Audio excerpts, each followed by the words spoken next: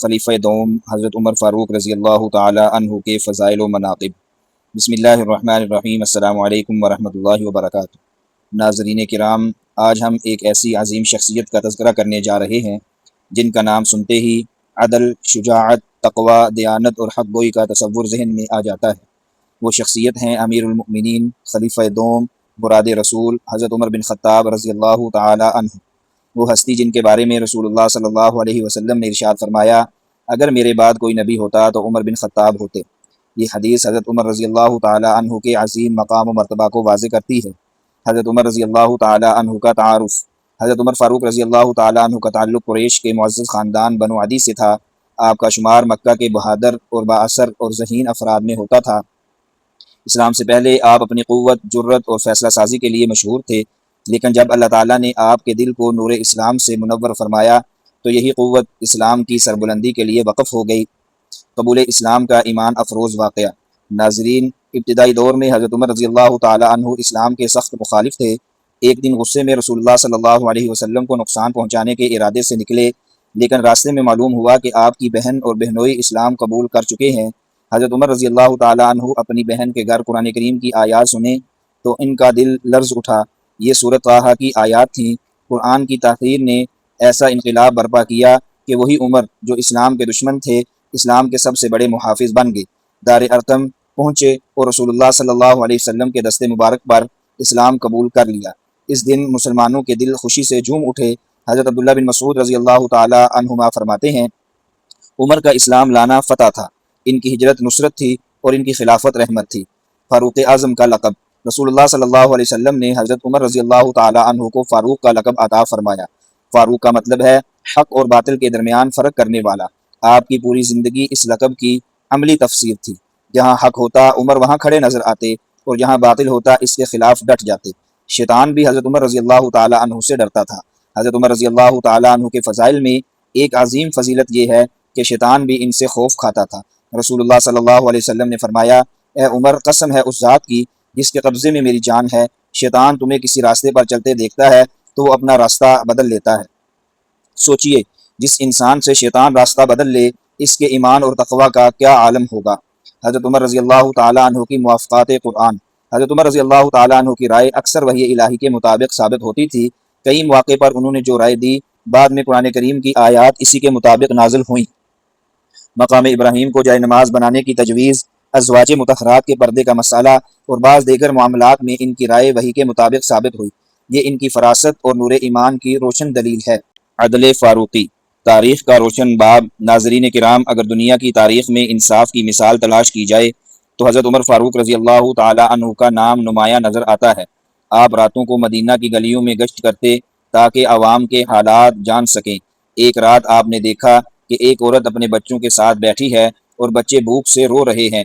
چولہے پر ہانڈی رکھی ہوئی تھی لیکن اس میں صرف پانی تھا۔ عورت بچوں کو یہ کہہ کر بہلا رہی تھی کہ کھانا تیار ہو رہا ہے۔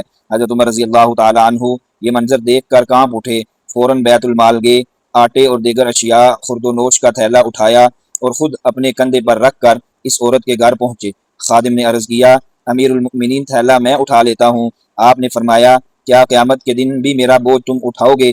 یہ تھا ایک اسلامی حکمران کا احساس ذمہ داری، خوف خدا کا عالم۔ حالانکہ رسول اللہ صلی اللہ علیہ وسلم نے جنت کی بشارت دے دی تھی، مگر اللہ کا خوف دل میں ایسا تھا کہ قرآن کریم کی آیات سن کر رو پڑتے تھے۔ فرمایا کرتے تھے، اگر دریائے فرات کے کنارے ایک بکری کا بچہ بھی بھوک سے مر گیا تو عمر سے اس کے بارے میں سوال ہوگا۔ یہ احساس جواب دہی ہی عظیم حکمرانوں کی پہچان ہوتی ہے۔ حضرت عمر رضی اللہ تعالیٰ عنہ کی سادگی۔ اتنی بڑی سلطنت کے حکمران ہونے کے باوجود آپ کی زندگی انتہائی سادہ تھی۔ کپڑوں پر پیوند لگے ہوتے، کھانے میں سادگی اختیار کرتے، محلات اور شاہانہ زندگی سے دور رہتے۔ ایک مرتبہ روم کا سفیر مدینہ آیا۔ اس نے پوچھا، بادشاہ کہاں ہے؟ لوگوں نے بتایا وہ کھجور کے درخت کے نیچے آرام کر رہے ہیں۔ سفیر نے دیکھا کہ دنیا کی عظیم سلطنت کا حکمران بغیر محافظ کے زمین پر سو رہا ہے۔ وہ حیران ہو کر بولا، آپ نے انصاف کیا، اس لیے امن میں سو گئے۔ شجاعت اور بہادری۔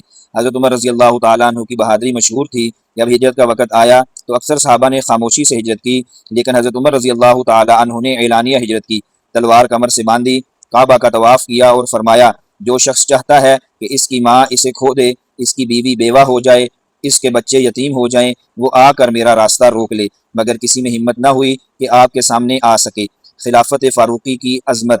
حضرت عمر رضی اللہ تعالیٰ عنہ کے دور خلافت میں اسلامی ریاست اپنی تاریخ کی عظیم ترین ترقی کی منازل طے کر گئی۔ عراق، شام، مصر اور بیت المقدس فتح ہوئے، لیکن ان عظیم فتوحات میں آپ کے دل میں تکبر پیدا نہیں کیا۔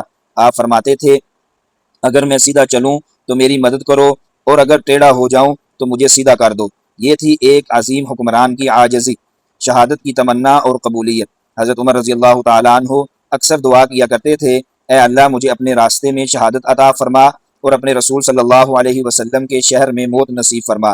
بظاہر یہ دونوں چیزیں ایک ساتھ ممکن نظر نہیں آتی تھیں، لیکن اللہ کی قدرت دیکھیے کہ مسجد نبوی میں نماز فجر کے دوران آپ پر حملہ ہوا اور آپ نے جام شہادت نوش فرمایا۔ یوں اللہ تعالیٰ نے ان کی دعا قبول فرمائی۔ اختتامی پیغام۔ ناظرین محترم، حضرت عمر فاروق رضی اللہ تعالیٰ عنہ کی زندگی ہمیں سکھاتی ہے کہ طاقت ہو تو عدل اختیار کرو، اختیار ملے تو عاجزی اختیار کرو، دولت ملے تو سادگی اختیار کرو، منصب ملے تو خدمت خلق اختیار کرو، اور ہر حال میں اللہ تعالیٰ سے ڈرتے رہو۔ اگر آج مسلمان حضرت عمر فاروق رضی اللہ تعالیٰ عنہ کے عدل، دیانت، تقوی اور اخلاص کو اپنی زندگی کا حصہ بنا لیں تو امت مسلمہ دوبارہ عزت و عظمت حاصل کر سکتی ہے۔ اللہ تعالیٰ ہمیں حضرت عمر فاروق رضی اللہ تعالیٰ عنہ کی سیرت مبارکہ سے سبق حاصل کرنے اور ان کے نقش قدم پر چلنے کی توفیق عطا فرمائے، آمین۔ اگر آپ حضرات حضرت عمر رضی اللہ تعالیٰ عنہ سے محبت کرتے ہیں تو ویڈیو کو لائک کریں، شیئر کریں اور کمنٹ میں لکھیں رضی اللہ تعالیٰ عنہ۔ اگر آپ چاہتے ہیں کہ قرآن و سنت کی ایسی ہی ایمان افروز اور دل کو چھو لینے والی ویڈیوز آپ تک سب سے پہلے پہنچتی رہیں تو ابھی دین و دنیا چینل کو سبسکرائب کریں، ویڈیو کو لائک کریں اور اس پیغام خیر کو دوسروں تک ضرور پہنچائیں۔ ہو سکتا ہے آپ کا ایک شیئر کسی کی زندگی بدل دے۔